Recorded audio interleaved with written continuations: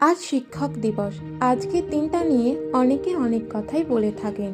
কেউ বলেন আমাদের মা ও আমাদের বাবাই আমাদের জীবনের প্রথম গুরু। আমাদের দ্বিতীয় গুরু হলেন আমাদের বিদ্যালয়ের শিক্ষক ও শিক্ষিকারা। এনারা তো ঠিকই বলেন, সত্যিই তো।